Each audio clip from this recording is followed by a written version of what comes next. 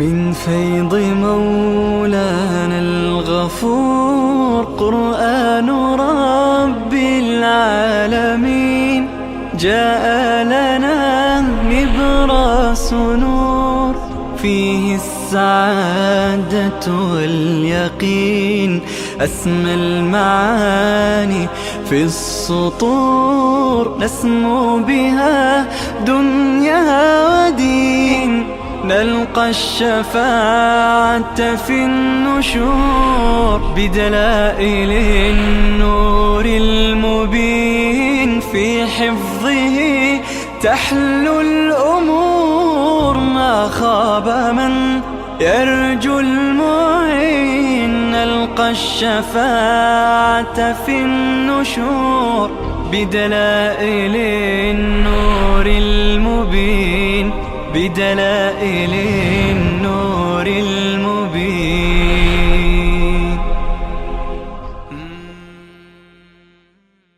أعوذ بالله من الشيطان الرجيم.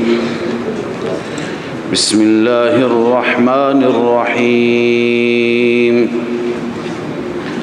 يا أيها الذين آمنوا إنما الخمر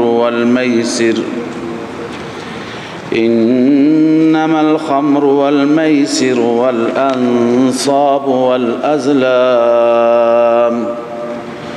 والأزلام رجس من عمل الشيطان فاجتنبوه لعلكم تفلحون. صدق الله العظيم. اللهم صل على سيدنا محمد عرض کردیم که بحث شرک فعلی بود و تحت شرک فعلی عناوین مختلفی هست. عنوانهای چهارگانه را داشتیم، در درسهای گذشته خواندیم. منظورات الله یعنی نظر برای خدا، نظورات غیر الله، تحریمات الله و تحریمات غیر الله که تفصیل هر یک چند بار گذشته. اکنون در این آیه الله تعالی محرمات را بیان می فرماید و در این محرمات منظورات غیر الله هم هست. الله تعالی می فرماید یا ایها الذین آمنوا انما الخمر والمیسر. ای مؤمنان،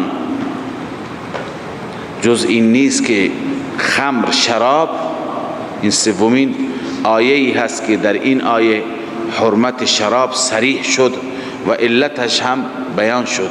انما الخمر شراب والمیسر قمار والانصاب. انصاب جمع نصب هست. نصب نشانهای حضرت شاه ولی الله رحمه الله چه تعبیر کرده؟ نشانهای معبودان باطله. نشانهای معبودان باطله. وقتی که معبود باطل باشد، نشانی علائمی برای او باشد و علامتی که بیانگر اون هست. به عنوان مثال عرض کردم که لات را عبادت می کردند ابتداءً، بت لات، سنگی که اون نشسته بود بر اون سنگ و روی اون سنگ خدمت حجاج می کرد. یلط السویق، سویق را قاطی می کرد. لذا اون سنگ اکنون نشان چی بود؟ معبود باطل. یا یکی از اولیاء مثلا زیر درختی زندگی می کرده، الان اون درخت را پرستش کردن، قبر را پرستش کردن. نصب اینها را میگن. اونی که در واقع چی باشد؟ در واقع نشانی باشد و علامتی باشد. یکی از نصب مثلا صلیب هست. صلیب خب یکی از پیغمبرانی که زیاد او را مردم پرستش کردن و در رابطه با او دچار انحراف شدن سیدنا عیسی علیه السلام هست و معتقد از مسیحیت که عیسی علیه السلام به دار زده شد. لذا صلیب که همون دار هست او را پرستش میکنن. این الان از نصب هست. یعنی هر چی که به عنوان نشان معبود باطل بشه اون را چی میگن؟ انصاب میگن. خیلی مردم اونجا میبرند گوسفند میکشند، خیرات میدهند. اینها را الله میفرماید. همچنین انصاب، نصب و الازلام. ازلام را هم توضیح دادم خدمت شما قبلا که تیرهایی بود که در آستانه ها قرار داشت، در محله های عبادت مشرکان قرار داشت که این تیرها را به وسیله اینها فال می گرفتند، یا افعل و لا تفعل بود، فلان کار را انجام بده. معتقد بودند که اینها برای ما تعیین تکلیف می کنند، هرچی که این تیرها و این قرعه ها بگند خیر هست. یا اینکه تیرهایی بود که گوشتها را با هم تقسیم می کردند. همین تیرها هر دو صورت بود. الله می فرماید همه اینها رجس من عمل الشیطان. رجس بمعنی گند، نجس، ناپاک، از عمل شیطان هست. فاجتنبوه، شما اجتناب کنید از آنان. لعلکم تفلحون، شاید رستگار بشید. شما از اینها دوری کنید. انما یرید الشیطان، این علت است. انما بنویس علت. انما یرید الشیطان، جز این نیست که شیطان تصمیم دارد ان یوقع بینکم العداوه، بین شما دشمنی ایجاد کند، والبغضاء، بغض و کینه ایجاد کند، فی الخمر والمیسر، در شراب و قمار. ببینید 4 تا خداوند از محرمات را بیان فرمود، اما علت حرمت 2 تا را بیان کرد، چون 2 تای دیگه علتشون مشخصه، ظاهره، شرک هست، غیر الله پرستیه. اما شراب و قمار قبل از این جائز بود، حلال بود. یکی از مسائل ذو وجهین هست که شما در سوره بقره خواندید. بنابراین نیاز هست که فلسفه حرمت اینها بیان بشه، اما اونها نیازی به حکمت ندارد. شناعت شرک، قباحت شرک و بدی شرک از اول تا آخر قرآن مجید بیان فرموده. بنابراین این اعتراض و این سوال وارد نشه که چرا وقتی که علتها بیان شد، علت شناعت و قباحت 2 تا بیان شد، 2 تا دیگه بیان نشد، چون اون 2 تا دیگه ظاهر و مشخص است، بدیهیه، نیازی به دلیل و بیان علت ندارد. خدا می فرماید انما یرید الشیطان ان یوقع بینکم العداوه، جز این نیست که شیطان می خواهد بین شما عداوت ایجاد کند، والبغضاء، بغض ایجاد کند، فی الخمر والمیسر، در شراب و قمار. شراب انسان می نوشد، می نوشی می کند، انسان هم عقل خودش را از دست میده. وقتی که عقل زائل بشه بلا تشبیه در عالم مستی انسان ها همدیگر را میزنند، چاقو کشی میکنند، درگیر میشوند، مفاسد ایجاد میشه. قمار انسان در یک لحظه میلیون ها مال از دست میده، این عصبانی میشه، باعث درگیری میشه، نزاع میشه، فساد میشه، عداوت و بغض ایجاد میشه. لذا الله تعالی میفرماید اینها دلیل چی هستند؟ حرمت. انما یرید الشیطان ان یوقع بینکم العداوه، بین شما عداوت را شیطان میخواد ایجاد کند، والبغضاء، و بغض را ایجاد کند، فی الخمر والمیسر، در شراب و قمار، و یصدکم عن ذکر الله. اون ضرر دنیوی بود، پایین یرید الشیطان بنویسید ضرر دنیوی، و یصدکم عن ذکر الله ضرر اخروی هست. شما به وسیله اینها از راه خدا باز می آیید. و عن الصلات، بالخصوص نماز هم ذکر الله هست، تخصیص بعد از تعمیم، در رأس ذکر الله نماز هست. وقتی که کاری که انسان را از نماز باز می دارد، از یاد خدا غافل می کند، و اون لهو است، اون باطل است، حرام هست. فهل انتم منتهون، آیا شما باز می آیید؟ این استفهام چیه؟ استفهام طلبی هست. استفهام چی میگم بهش؟ طلبی. یعنی آیا شما باز می آیید؟ از شما خدا می خواد بله باز بیایید. بعد است این شراب و قمار. و بسیار قبیح هست، کار زشتی هست. باز بیایید شما و اطیعوا الله و اطیعوا الرسول، و همچنین تشویق است به باز آمدن با اطاعت خدا و اطاعت رسول، چون که خدا هم ممنوع قرار داده، رسول هم. و همچنین در این اصول فوز بیان شده، اصول رستگاری اطاعت خدا و اطاعت رسول الله هست، کتاب الله، سنت رسول الله. الله می فرماید و اطیعوا الله و اطیعوا الرسول، الله را اطاعت کنید و رسول را اطاعت کنید در تمام عقاید و احکام. واحذروا، اصل سوم، واحذروا، برحذر باشید، بنویسی از مخالفت احکام، از مخالفت احکام خدا چی باشید؟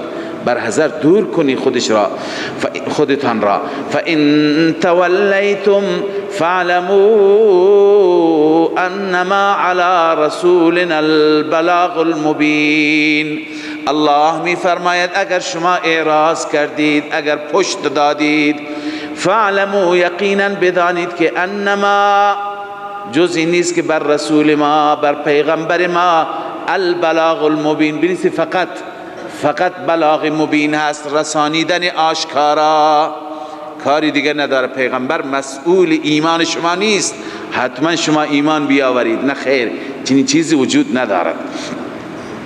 لیس علی الذین آمنوا وعملوا الصالحات جناح فیما طعموا اذا ما اتقوا وآمنوا وعملوا الصالحات.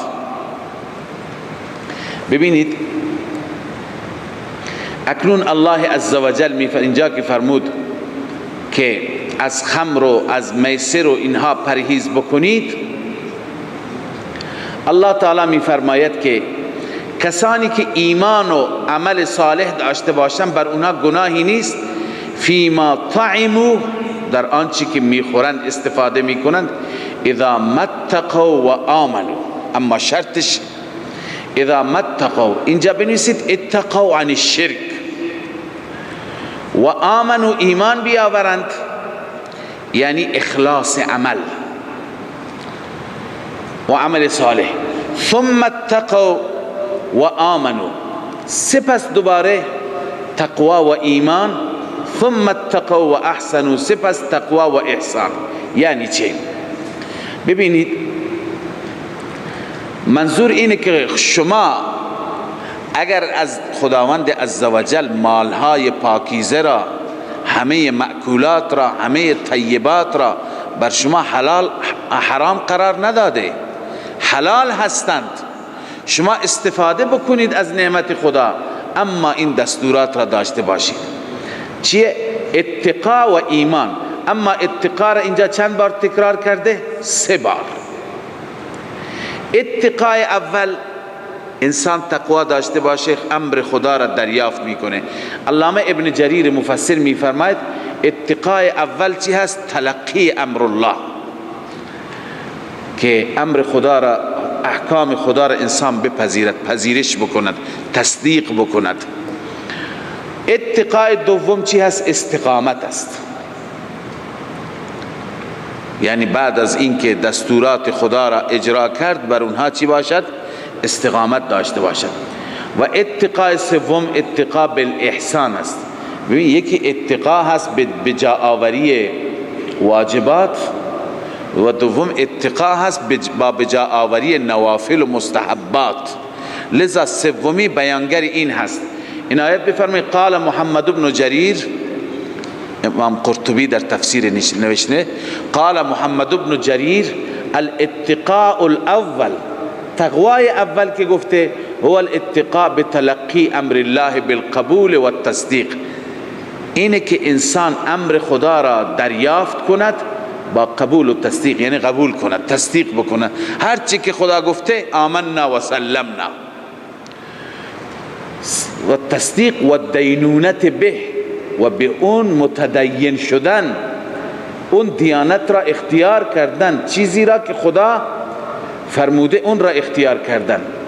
والاتقاء الثانی بالثبات على التصدیق، ثم اتقوا و آمنوا، استقامت. یعنی بر تصدیق و بر ایمان خودش استقامت داشته باشد. و الثالث سومین اتقا چی هست؟ الاتقاء بالاحسان. انسان علاوه از اینکه وظایف خودش را انجام میدهد، فرائض و واجبات را انجام میدهد، تقوا وقتی که سطحش بالا باشد نوافل و مستحبات را هم این انسان چی بکند؟ انجام بدهد. الاتقاء بالاحسان و التقرب بالنوافل. اتقاء به احسان و تقرب به نوافل است. لذا الله می فرماید اذا ما اتقوا و آمنوا، وقتی که بترسد از خدای عزوجل، اتقوا عن الشرک و آمنوا ایمان داشته باشد، و عمل الصالحات عمل صالح انجام بده. این اولی هست، ایمان درست و اخلاص در عمل. ثم اتقوا و آمنوا، اینجا بنویسه استقامت.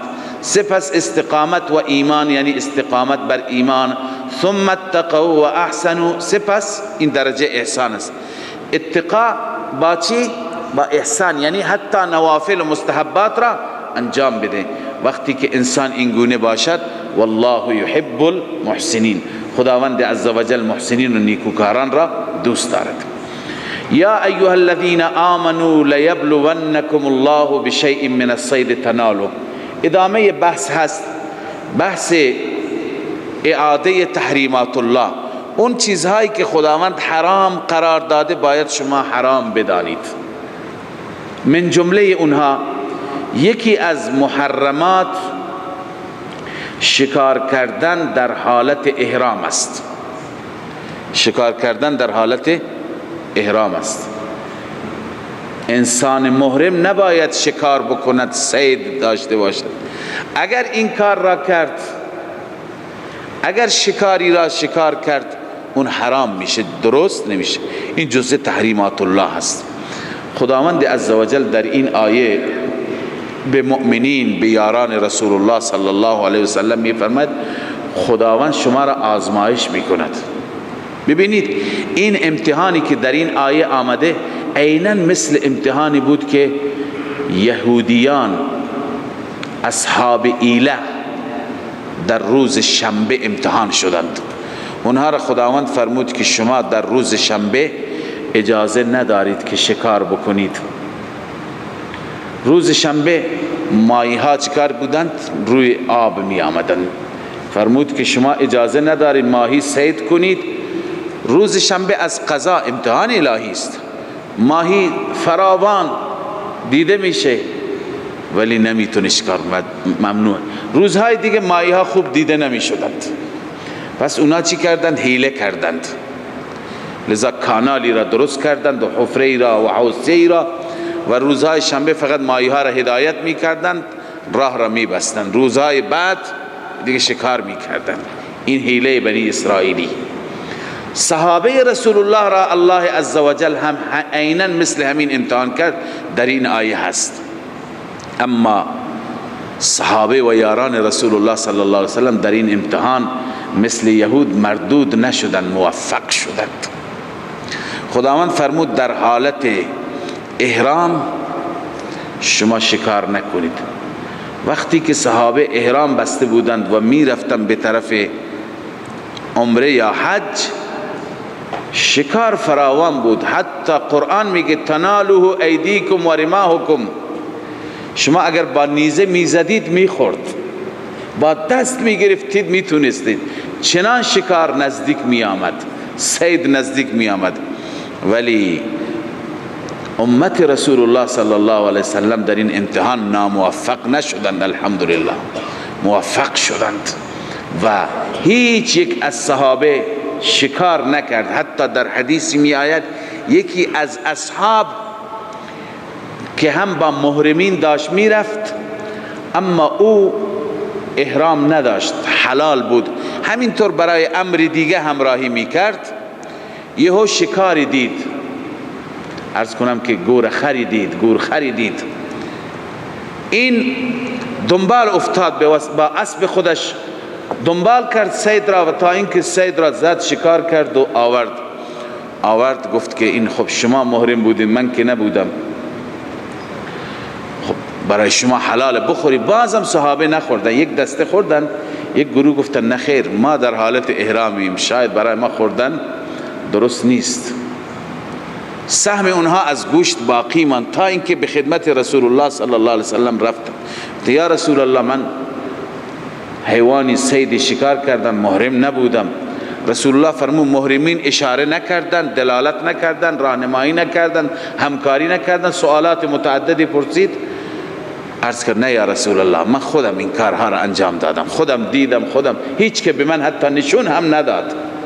آن حضرت صلی الله علیه و سلم فرمود پس بخورید حلال است. تا این حد صحابه چی کردند؟ احتیاط کردند، نخوردند تا زمانی که رسول الله اجازه نداد. لذا الله می فرماید یا ایها الذین آمنوا ای مؤمنان لیبلونکم الله بشیء من الصید، البته حتما شما را خداوند امتحان می کند با چیزی از صید، از شکار، تناله ایدیکم و رماحکم، میرسد به اون شکار دست شما و نیزه های شما، شما را امتحان میکند. لیعلم الله من یخافه بالغیب، تا اینکه خداوند معلوم کند. ببینید علم خدا که علم دارد، عرض کردم علم به معنی چیه؟ بله ظهور هست.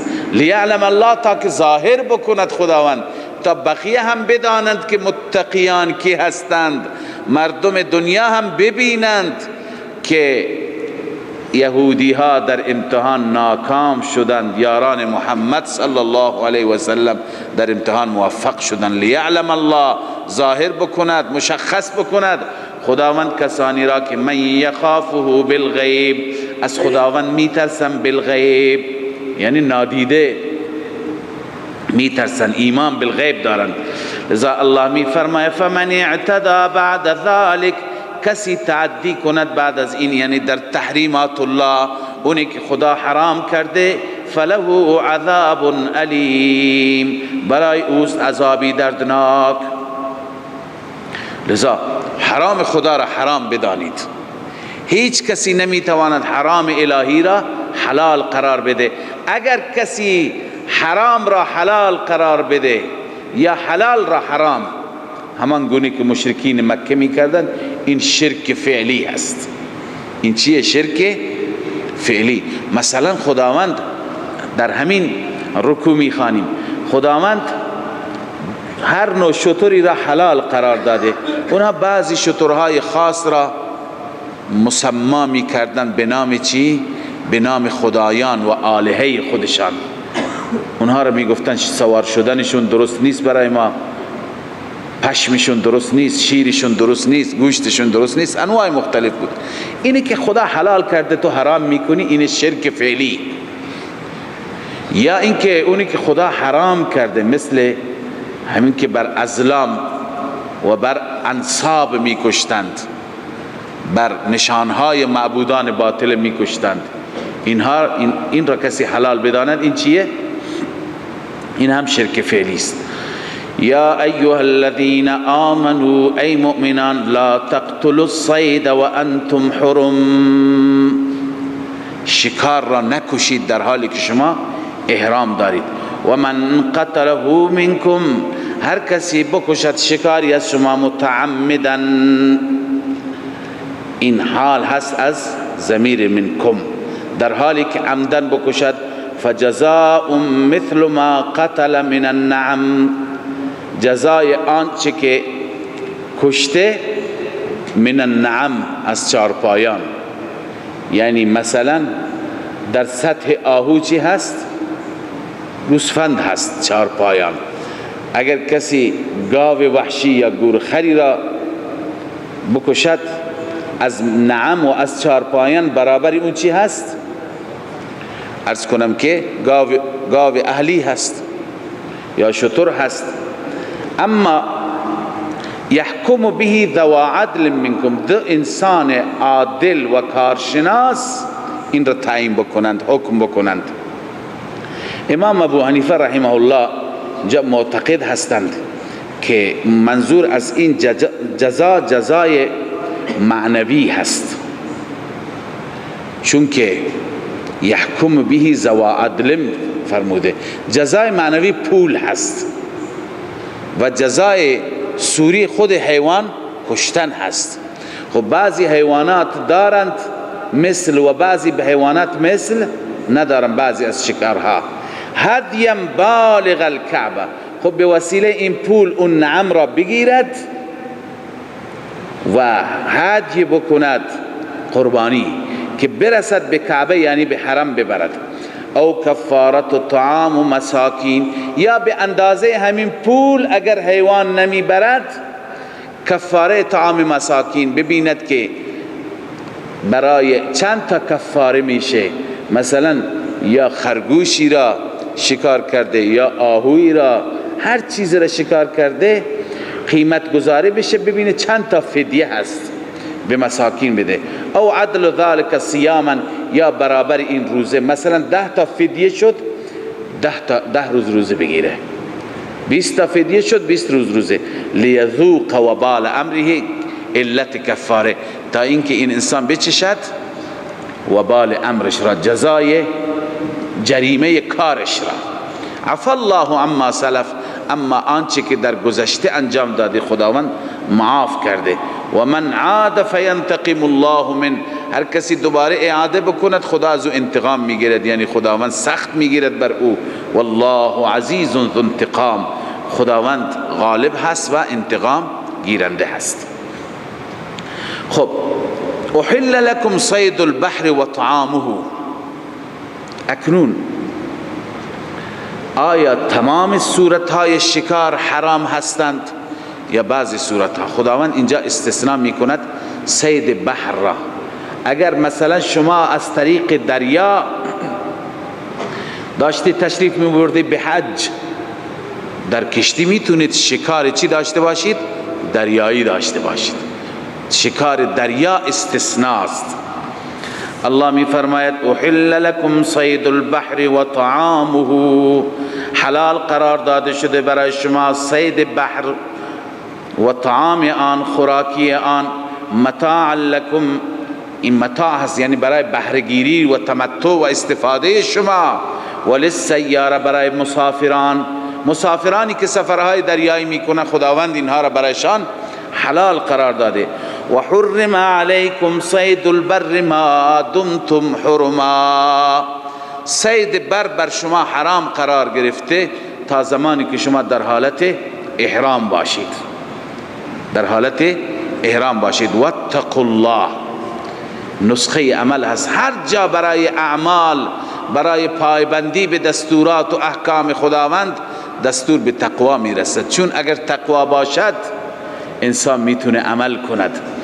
اما الذی الیه تحشرون، نسخه تقوا و مقتضی تقوا است. ببینید چه عاملی باعث میشه که در وجود ما خدا ترسی بیاد. بدانید که انکم الیه تحشرون، الذی الیه تحشرون، اون ذاتی که شما به سوی او حشر میشید، جمع میشید، در قیامت همه شما را به محضر او می آورند. لذا این می طلبد که انسان باید متقی باشد. جعل الله الكعبة البيت الحرام، محرمات بود که خواندیم، اینها منظورات هستند. چیزی که انسان نظر میکند، چیزی که انسان برای خدا نظر میکند اون حلال است. قبلا عرض کردم تحریمات الله حرامند و منظورات غیر الله هم حرام. اینا دو تا حرامند.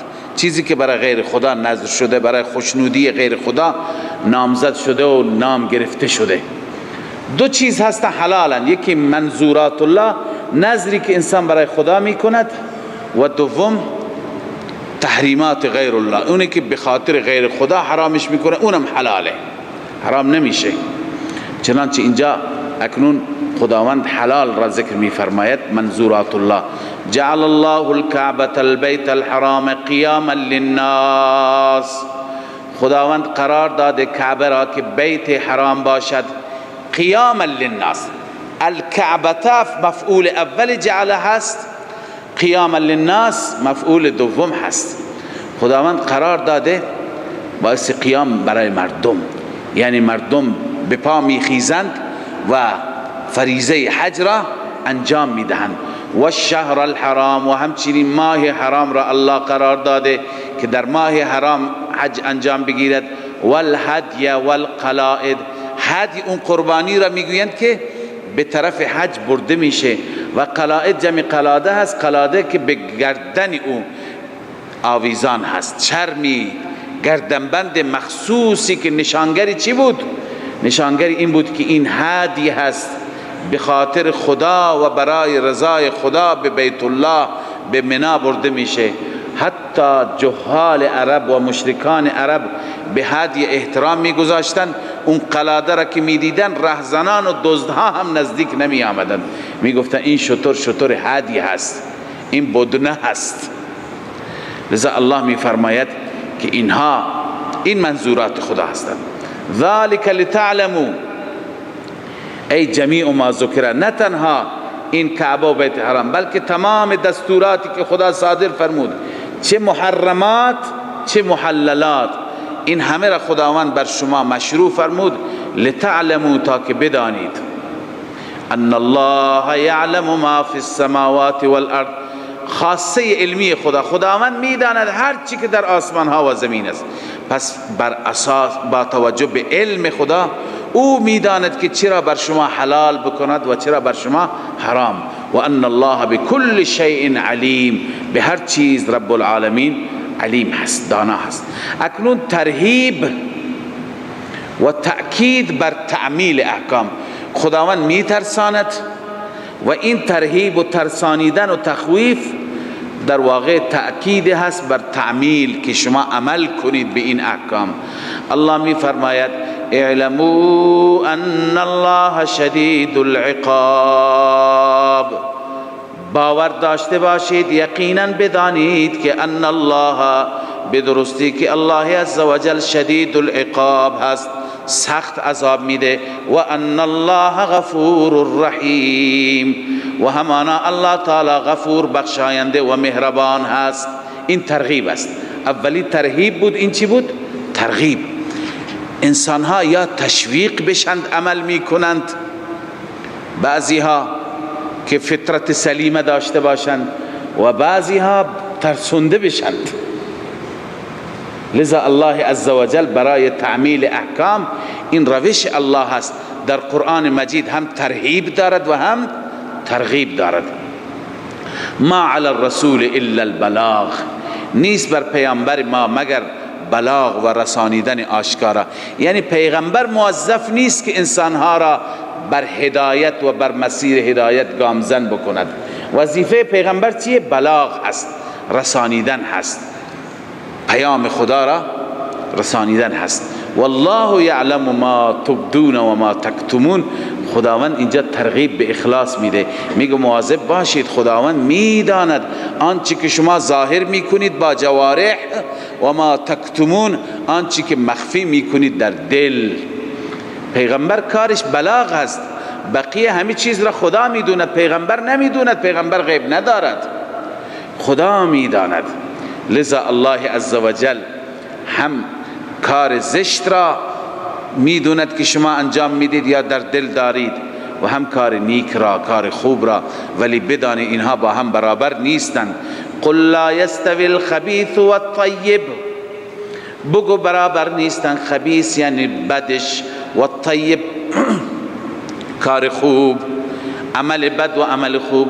ولو اعجبک کثرت الخبیث، گرچه در تعجب وادارد شما را کثرت خبیث، یعنی کار زشت در دنیا عام باشد، همه مرتکب باشند، زشته، ولی اینکه همه مردم شرکه، گرچه اکثریت مردم دنیا انجام بدهند.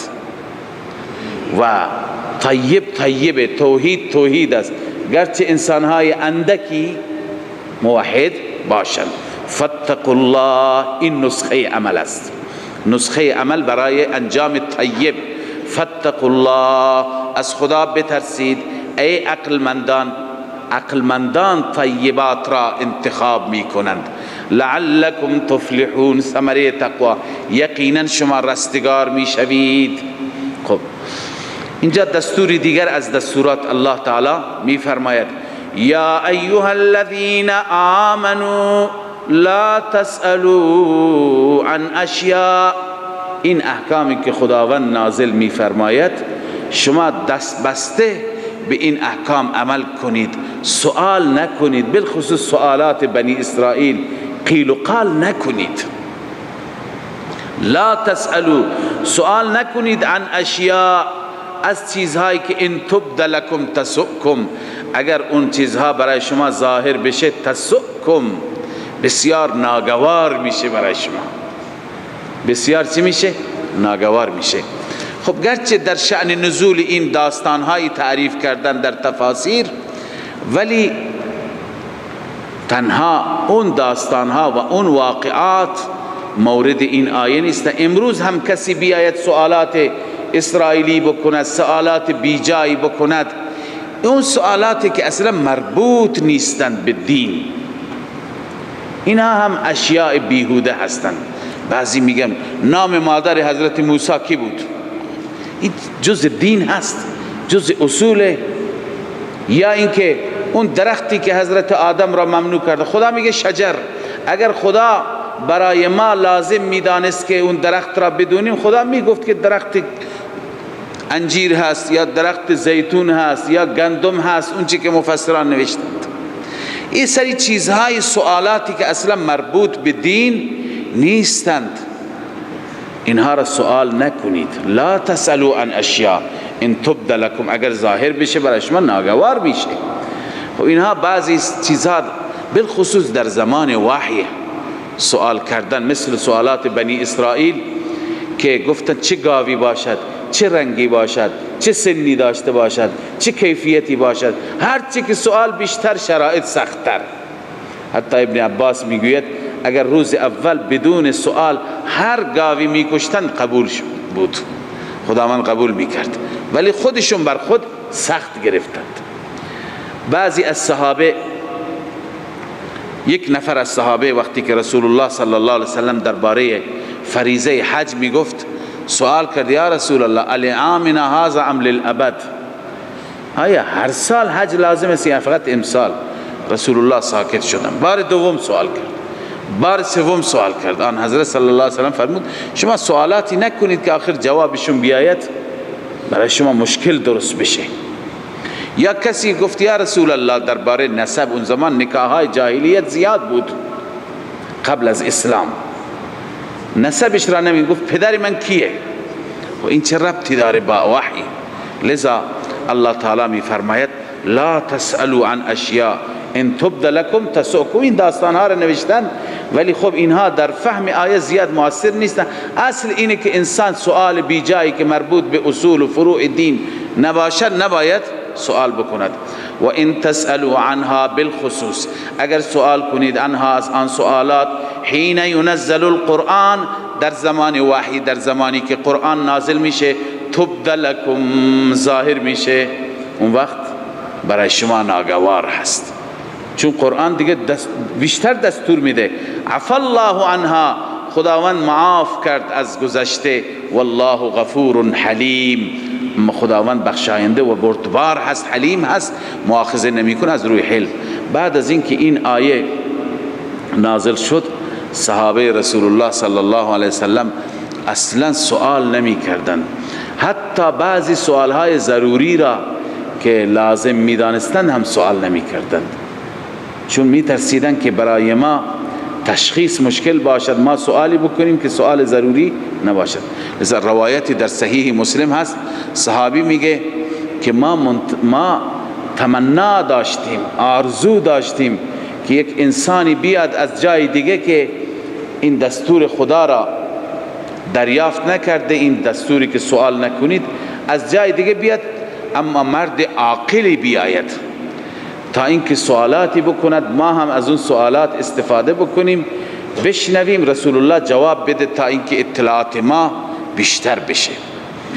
روی همین بود که خداوند جبرائیل امین را فرستاد، به خاطر آموزش صحابه بود که جبرائیل امین آمد گفت یا رسول الله مل ایمان، مل اسلام، مل احسان، در رابطه با اینها سوال کرد، درباره قیامت سوال کرد، درباره علائم قیامت سوال کرد. رسول الله پاسخ داد، صحابه متوجه شدند.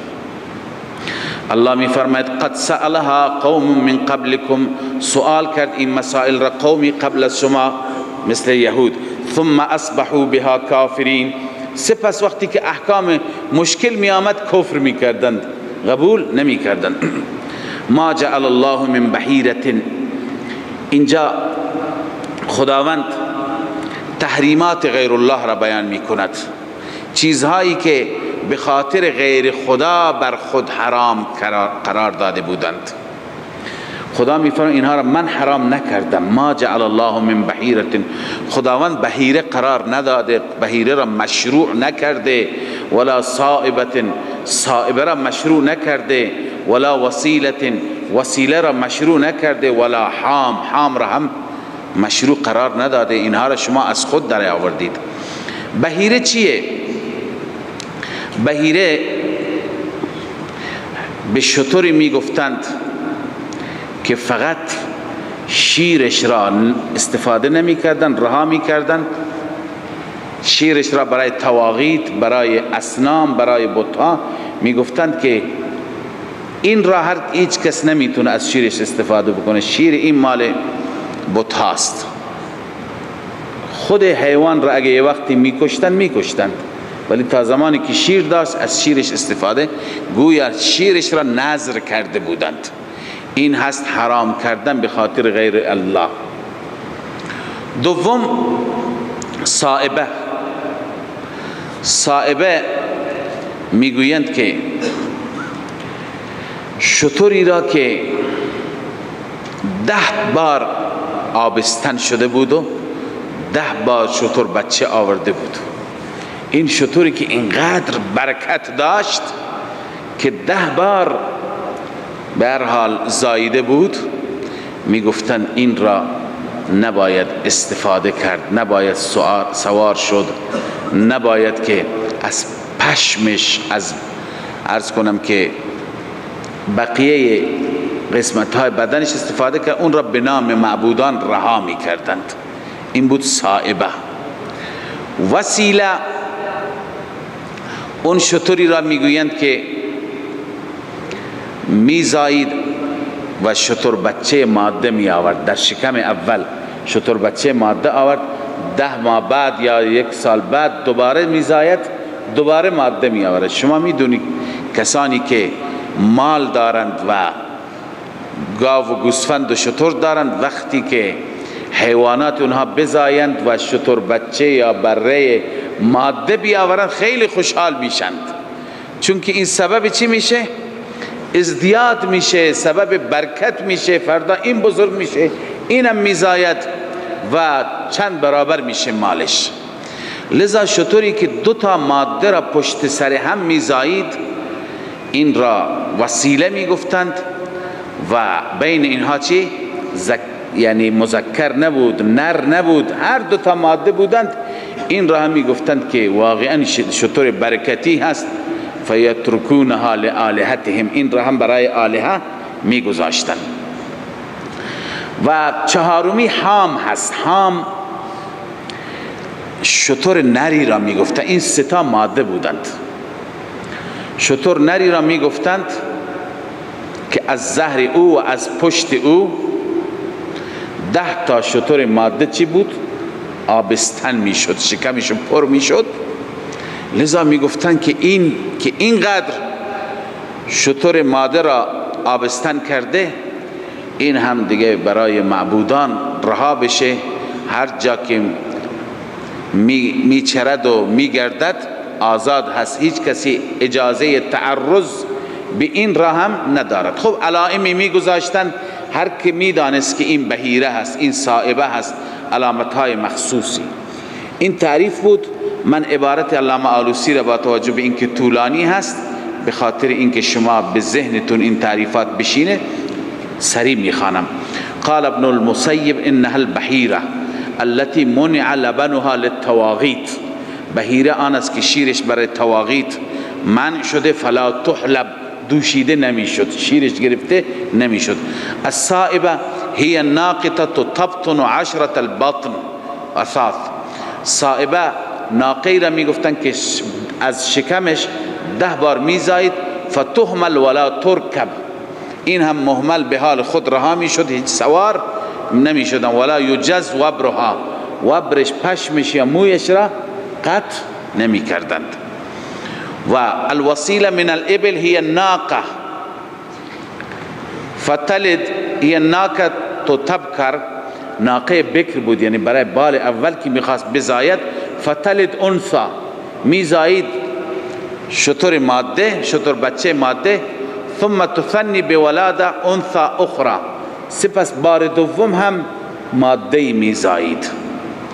خب این وقتی که اینطور بود، لیس بینهما ذکر، بین اونها شتر نری نمیزاید. فیترکونها لآلهتهم، برای آلهه این را هم میگذاشتن. الحام الفحل، شتر نر.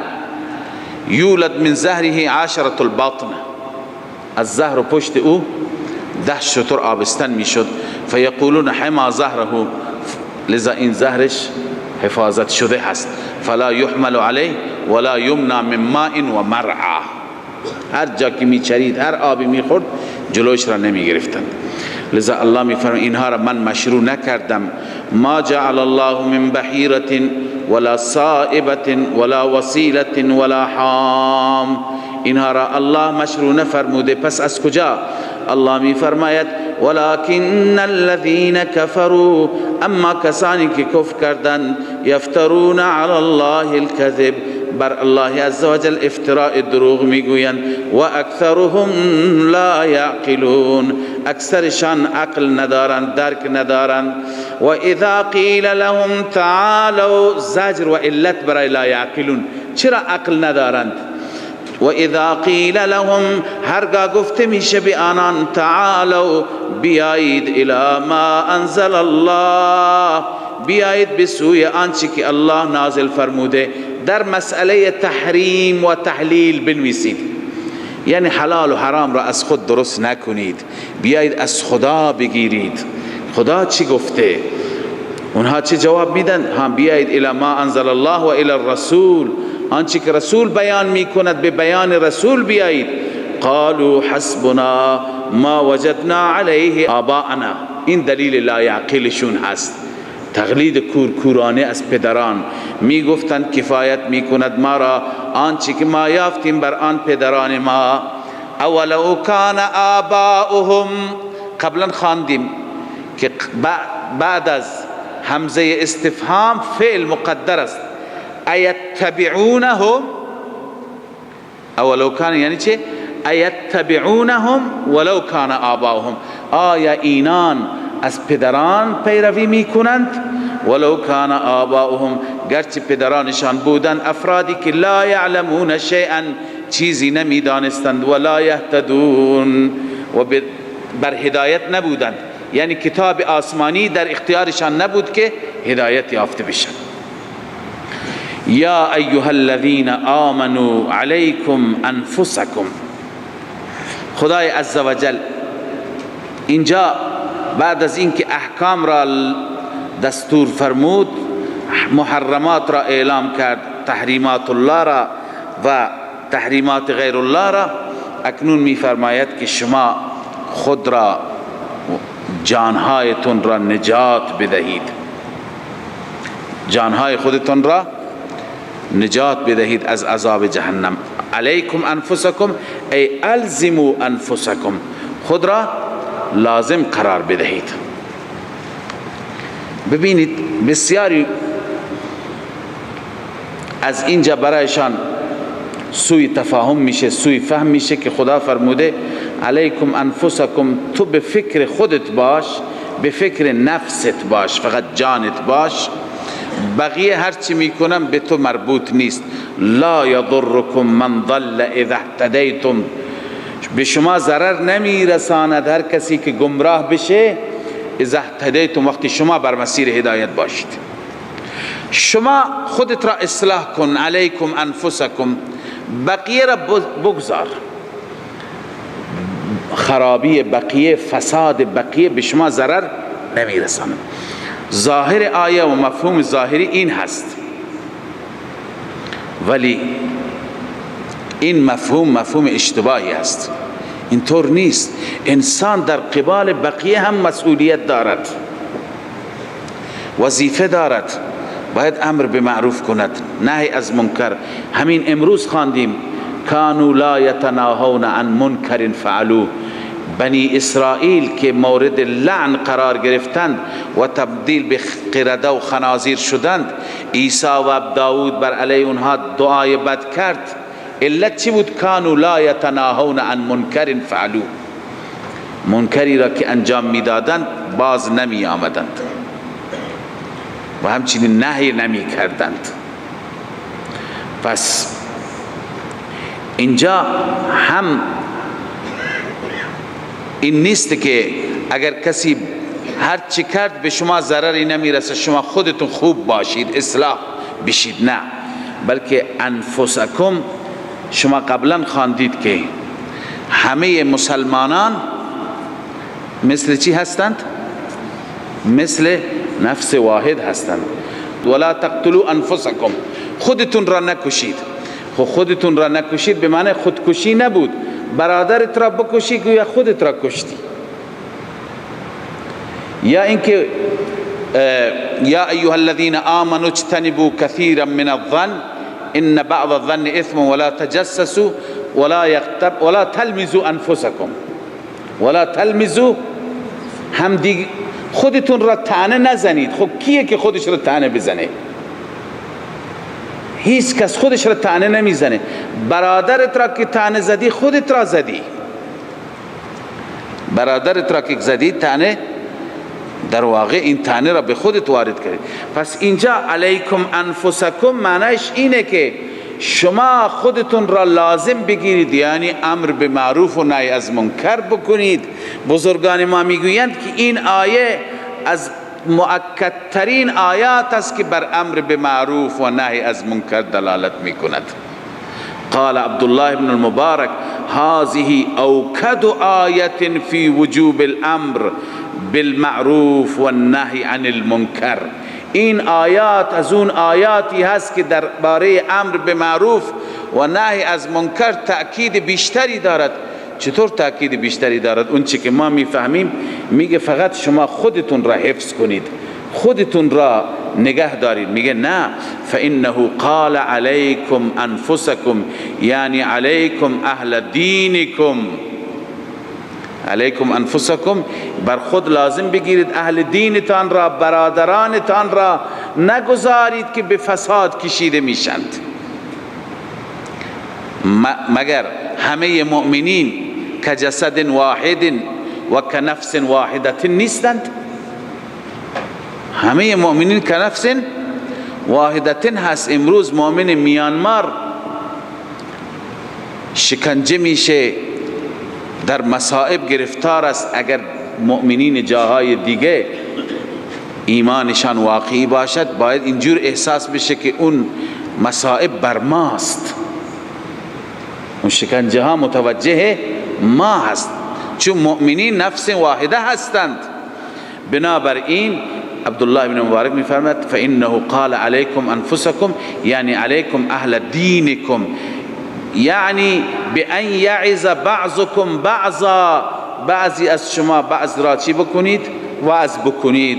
و یرغب بعضکم بعضا فی الخیرات، بعضی را ترغیب بده در خیرات. و ینفره عن القبائح والسیئات، بعضی دیگر را از قبائح و سیئات باز بداره. این هست معنی علیکم انفسکم. لا یضرکم من ضل اذا اهتدیتم. بعد از اینکه وظیفت را انجام دادی، امر به معروف کردی، بعد از انجام وظیفه اگر کسی رفت به طرف فساد، خب این برای شما ضرر ندارد، چون که شما وظیفتون را انجام دادید. این عبارت امام رازی بود در تفسیر کبیر. اما ببینید ابن جریر چی میگه. و اصح التأویلات عندنا بتأویل هذه الآیه در رابطه با توجیه و تعویل این آیه صحیح ترین توجیه این است ما روی عن ابی بکر الصدیق رضی الله تعالی عنه. ابو بکر ببینید این آیه را چگونه تفسیر کرده و هو یا ایها الذین آمنوا علیکم انفسکم الزموا العمل بطاعت الله. علیکم انفسکم یعنی چه؟ الزموا العمل بطاعت الله و بما امرکم به. طاعت الله را لازم بگیرید و آنچه که خدا به شما امر کرده. به شما چی گفته؟ کنتم خیر امت اخرجت للناس تأمرون بالمعروف و تنهون عن المنکر. به شما گفته ولتکن منکم امت یدعون الى الخیر و یأمرون بالمعروف. مگه اینها امر خدا نیستند؟ پس بجا بیاورید بما امرکم به وانتهوا عما نهاکم الله عنه. خداوند از آنچه که نهی کرده باز بیایید. خدا گفته در قبال مسائل مسلمین بی تفاوت نباشید، لذا بی تفاوت نباشید. لا يضركم من ضل اذا اهتديتم يقول فانه لا يضركم. ای مسلمانان به شما ضرر نمی رساند اضلال من ضل، گمراهی هر که گمراه شد. اذا انتم دمتم العمل بطاعت الله، وقتی که شما عملتون در طاعت الهی مداوم بود. و ادیتم فی من ضل من الناس، و انسانهایی که گمراه بودند شما ادا کردید ما الزمکم الله به، اون چی که خدا شما را ملزم کرده شما وظیفه‌تون را چی کردید؟ ادا کردید. وظیفه چی بود؟ من فرض الامر بالمعروف و النهی عن المنکر. این وظیفه را که انجام دادید لا یضرکم من ضل اذا اهتدیتم. پس علیکم انفسکم منظور از جان همین یک جان نیست، جان آقای زید، آقای عمرو، تقی نقی، بلکه علیکم انفسکم همه مسلمانان، همه هم دینها و هم کیشهایتون را لازم بگیرید و همه انسانها را شما لازم گرفتید، وظیفه‌تون را انجام دادید. لا یضرکم من ضل اذا اهتدیتم الى الله مرجعکم، فقط به سوی الله جای رجوع شما. فینبئکم بما کنتم تعملون، الله شما را خبر میده به آنچه که شما عمل کردید. یا ایها الذین آمنوا شهادت بینکم اذا حضر احدکم الموت. اینجا خداوند عزوجل دستور دیگر صادر می فرماید که خلاصه این است که هرگاه شما به مسافرت رفتید و اونجا گواه دیگر نبود، کسی را مرگ و زمان مرگ فرا رسید، مالش را به دست حتی غیر خودیها، مثلا اهل کتاب یهود نصارا اونجا بودند، امانت بدید، ولی گواه اونجا 2 نفر را به عنوان گواه تعیین کنید. 2 نفر را به عنوان گواه تعیین. ببینید از ظاهر اینجور معلوم میشه که این آیه هیچ مناسبتی با ما قبل و ما بعد ندارد، چون در ما قبل بحث تحریمات الله بود. بحث چی بود؟ تحریمات الله یا شرک فعلی. ولی حضرت شیخ رحمه الله میفرماید این مناسبت دارد. در این آیه هم بحث توحید هست. چطور؟ چون اینجا بحث قسم دادن غیر خودی ها هست، یعنی کفار، اهل کتاب. خداوند میفرماید که مسئله توحید اینقدر مهم هست که حتی اونها را اگر قسم میدهید، اون مسیحی به عیسی قسمش نده، یهودی را به عزیر قسم نده، فیقسمان بالله، اونها را قسم به چی بدید؟ به خدا بدهید. پس مناسبتش معلوم شد نه؟ بحث محرمات هست، بحث شرک فعلی، شرک فی التصرف هست. من اقسم بغیر الله فقط اشرک. خب شأن نزول آیه را خدمت شما عرض کنم که یکی از مسلمانان سفر تجاری رفته بودی که از صحابه و اونجا کالاهای خریداری کردند، یا از شام بود یا از روم، کالاهای خریداری کردند، اجناسی خریداری کردند. خب از اونجا می خریدن اینجا می آوردن می فروختند و این اجناس خودش را وقتی که میخواست بیاورد 2 تا رفیق داشت، هر 2 رفیقش مسیحی بودند. وقتی میخواستن برگردند مریض شد این صحابی، این مسلمان چیشو مریض شد و چنان مریض شد که احساس کرد مرگش فرا رسیده. لذا هر چی که خریداری کرده بود یک لیستی نوشت برای ورثه‌اش که من این وسایل را خریداری کردم و این لیست را در وسط و در میان وسایل خودش گذاشت. و بعد از اون وقتی که مرض شدت یافت به اون 2 تا همسفر مسیحیش گفت که این وسایل را به ورثه من در مکه مکرمه یا در مدینه طیبه شما تحویل بدهید که به اونها بگویید که من مردم و از این دنیا رفتم. بعد از اینکه وفات کرد اونها آوردن در میان این وسایل یک جام بود، یک جام بسیار ارزشمند که زرکوب بود با زر یا با نقره و بسیار ارزشمند و گران قیمت. این مسیحیان خیانت کردند، اینهایی که امین بودند خیانت کردند، این جام را برداشتن برای خودشون و بقیه را بردند تحویل دادند. اونجا ورثه وقتی که نگاه کردن، در مدینه بود، ورثه وقتی که نگاه کردن دیدند که از این لیست یک قلمش کمه، یک جام هست که ارزشمند هست، تعریفش کرده چنان جامی هست اینجا وجود ندارد. پس اونها مراجعه کردن به این 2 نفر، اینا گفتن با ما نیست، شکایت کردن محضر رسول الله صلی الله علیه وسلم. خب بر اساس دستور شرعی باید مدعی گواه بیاورد، ولی این ورثه از اون جایی که گواه نداشتند باید 2 تا مسیحی قسم میخوردند. اونها را به نام خدا و به خدا قسم دادند که ما خیانت نکردیم، با ما نیست. بعد از اینکه قسم خوردند دیگه داستان تمام شد و رفتن برای خودشون، تبرئه شدند.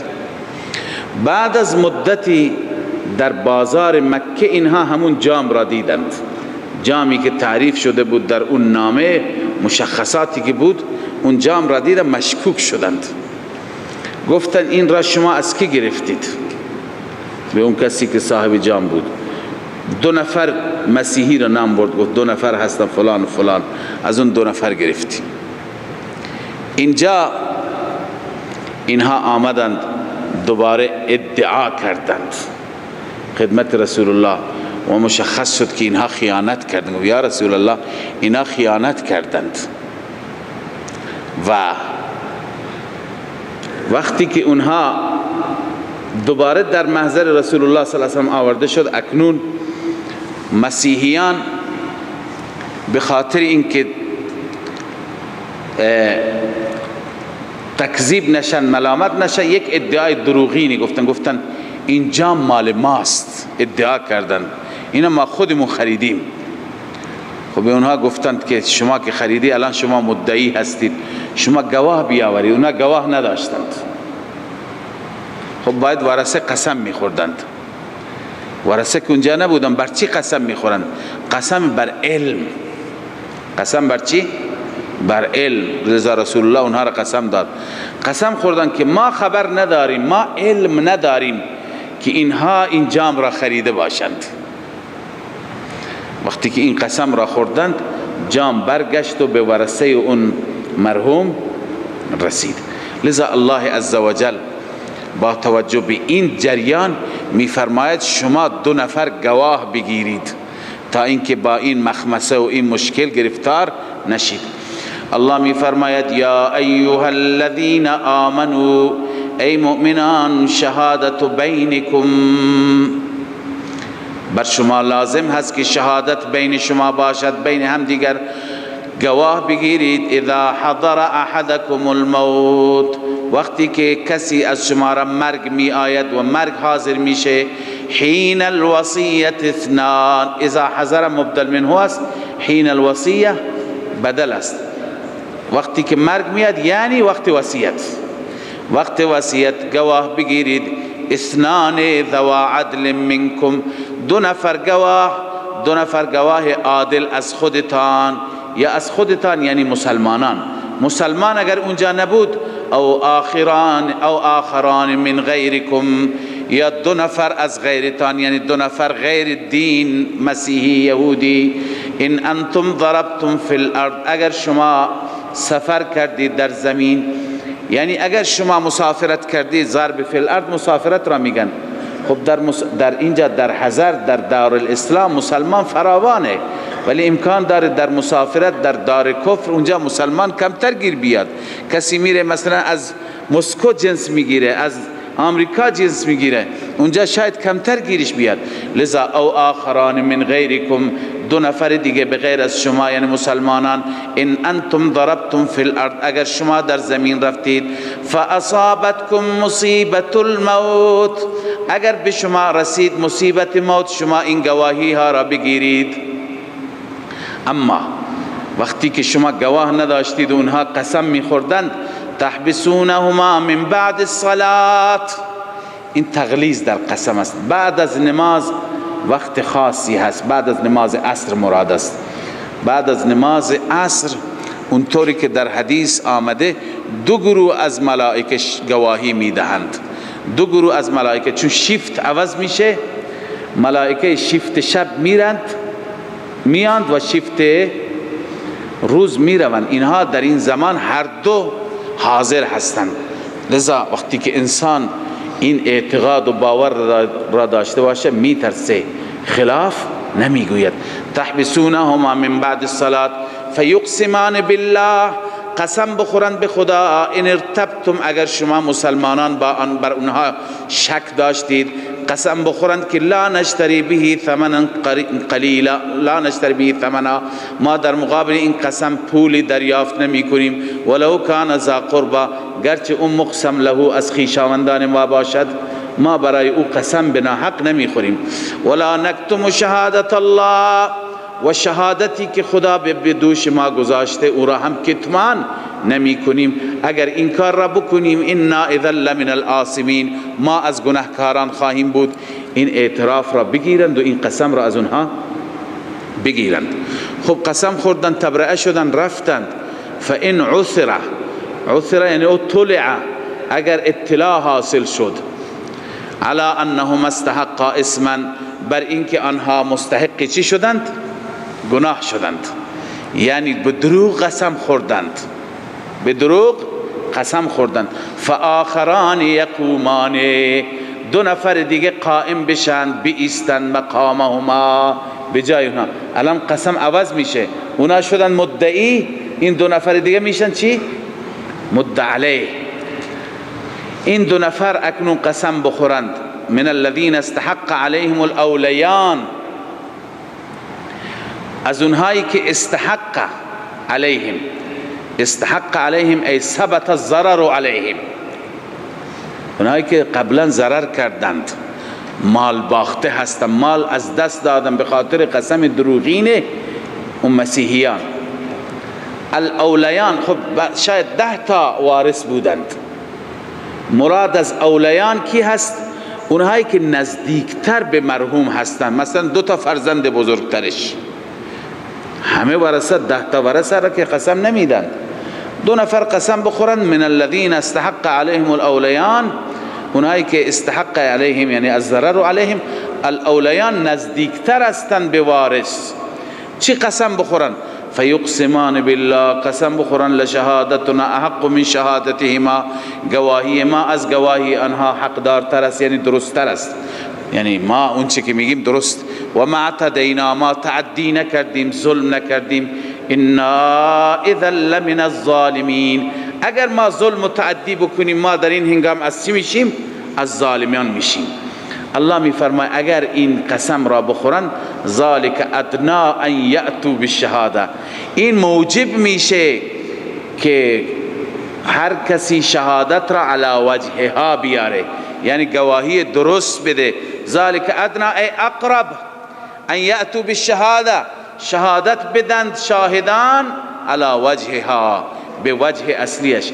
او یخافوا، یا اینکه بترسند که فردا مسئله برعکس بشه، گواهی ما رد نشه یا قسمشان. او یخافوا ان ترد ایمان بعد ایمانهم، که یک قسم دیگه بیاید جایگزین قسم اونها بشه و این قسم دوم قسم اونها را رد کند. چنانچه در این حادثه همین اتفاق افتاد. فردا وقتی که جام پیدا شد، مسیحیان ادعا کردن اینها مال ماست، گواه نداشتن، قسم برگشت به چی؟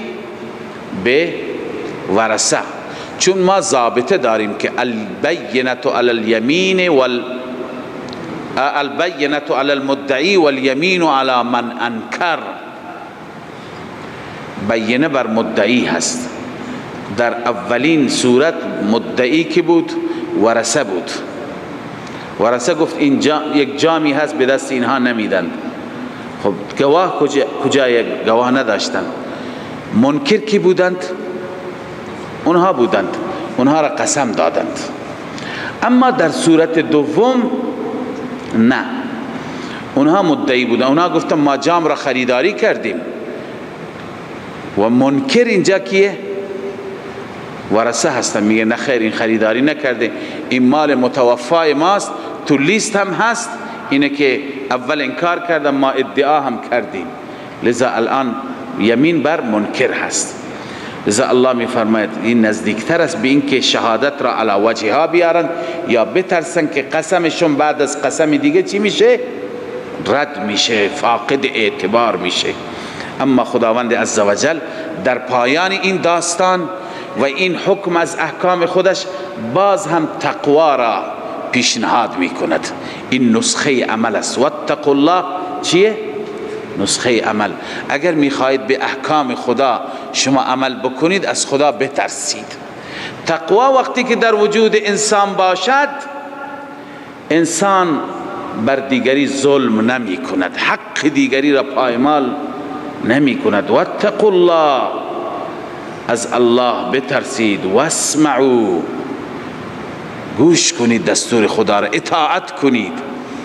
اون چی که خدا گفته به حق خودتون قانع و راضی باشید و یقینا بدانید و باور کنید والله لا یهدی القوم الفاسقین، خداوند قوم فاسقین را هدایت نمی فرماید. صدق الله العظیم. من فيض مولانا الغفور قرآن رب العالمين جاء لنا نبراس نور فيه السعادة واليقين أسمى المعاني في السطور نسمو بها دنيا ودين نلقى الشفاعة في النشور بدلائل النور المبين في حفظه تحلو الأمور ما خاب من يرجو المعين نلقى الشفاعة في النشور بدلائل النور المبين بدلائل النور المبين.